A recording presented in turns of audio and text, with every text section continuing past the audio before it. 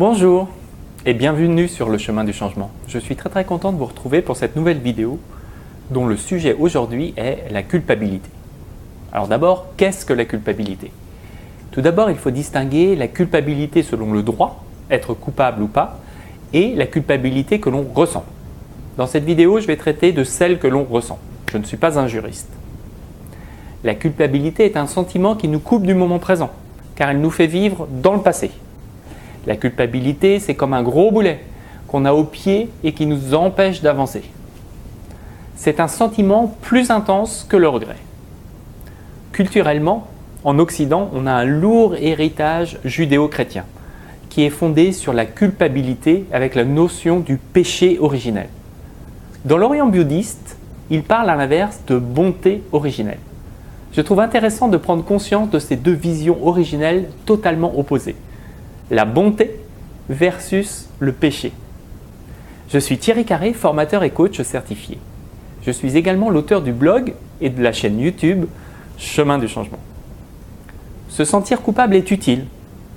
Si nous vivions dans un monde où personne ne ressentait de culpabilité, de regret ou de honte, ce serait l'enfer. Les gens nous bousculeraient ou nous feraient du mal et s'en ficheraient.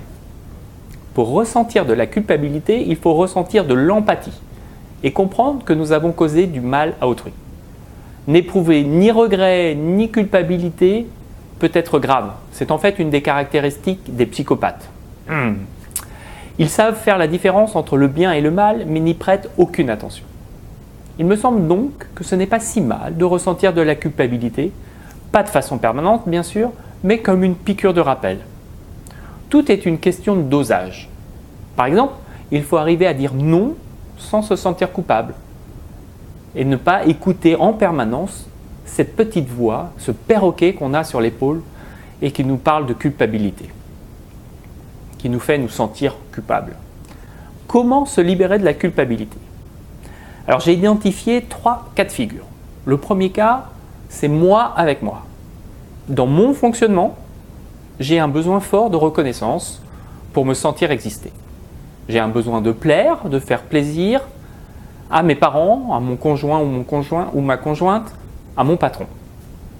Derrière ce besoin, il y a la peur de ne pas être aimé ou de ne pas être une personne assez bien. Cette peur peut aboutir au sentiment de culpabilité, de ne pas m'affirmer, de ne pas dire non assez souvent. Dans ce cas-là, la solution consiste à reprendre mon pouvoir sur ma vie.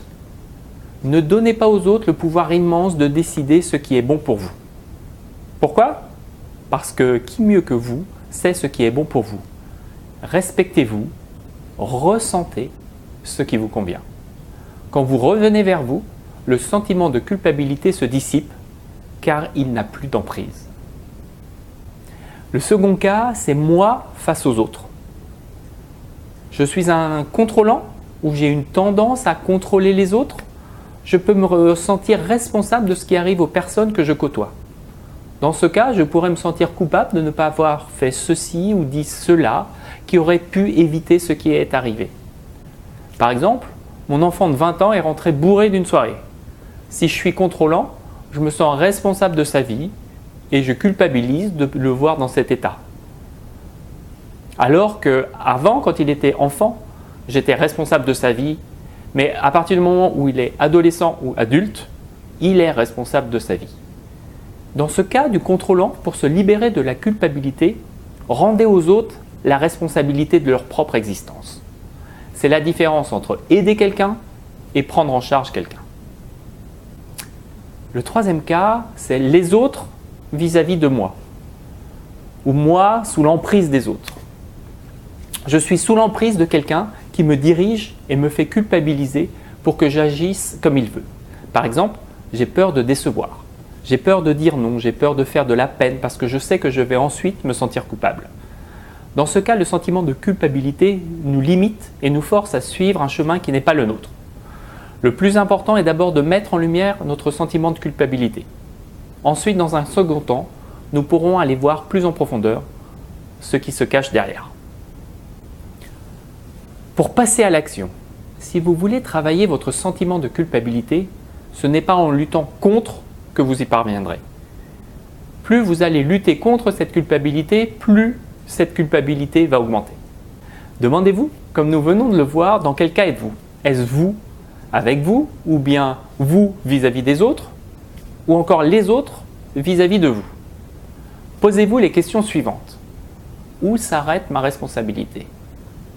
Où s'arrête mon contrôle? Bonne réflexion.